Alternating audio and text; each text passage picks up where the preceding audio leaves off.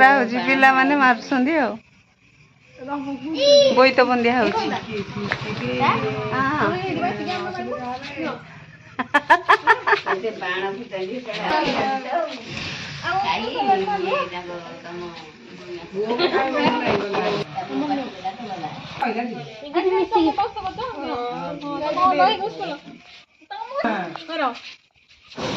ये बाप रे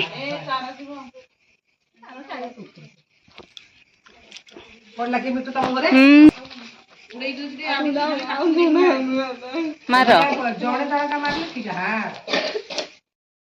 जय जगन्नाथ नमस्कार केमती अच्छे समस्ते भलरे था समस्ते तो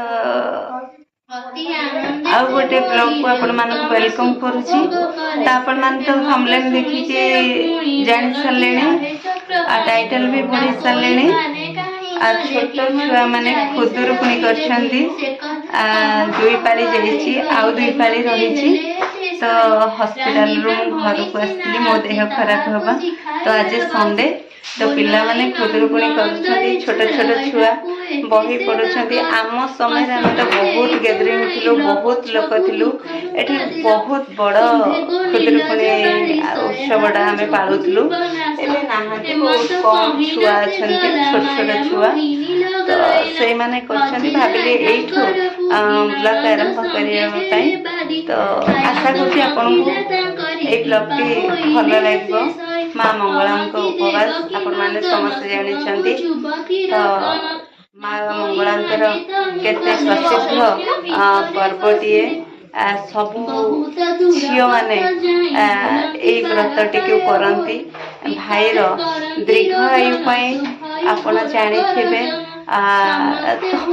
तपईर कथा आपण मैंने जानी तो यही खुदुरुकुणी महात्मा पिला माने केमिति करंती शेष पाली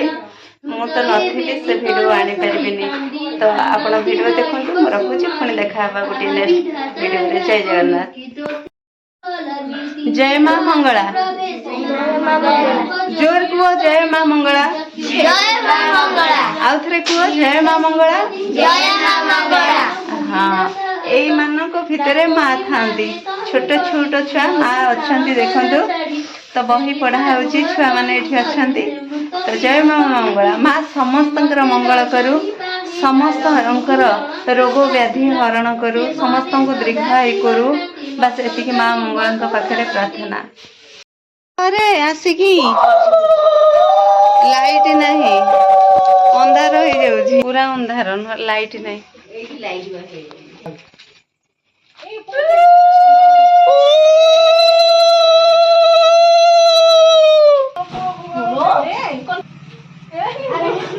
अरे ता दियो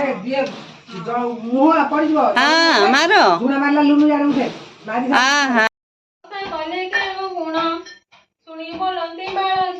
छेचुचु झुणा झुणा गुंड करछु बाबा हौ गुंड करे पोइला एवसा करिबी हजिला छेड़ी पाइबी तो पोई की बसाई देले गुंड कर छेलनु ए तो गुंड करछु आज दुहड़ी हबो दुहड़ी मरा हबो हां अच्छा हो छेड़ी की पाइबी मु देबे मोर बाछा सिधि तेबे खने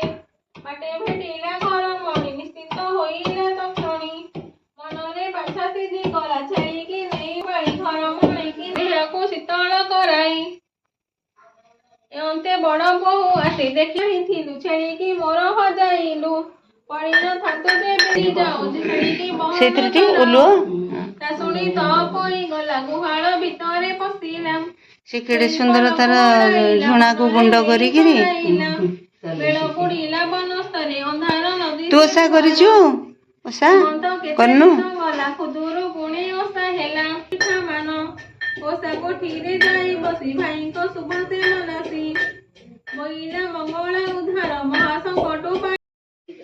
मारा मारा दे देले से साईकी साईकी टिके दियो हां ठीक है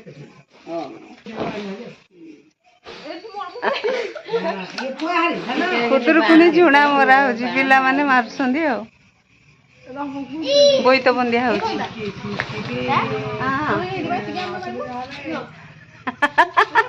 ବାଣ ଫୁଟାନ୍ତି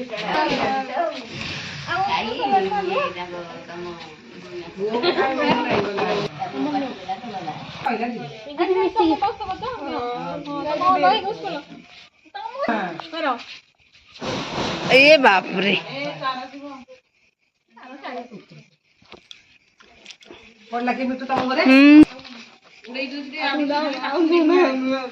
मार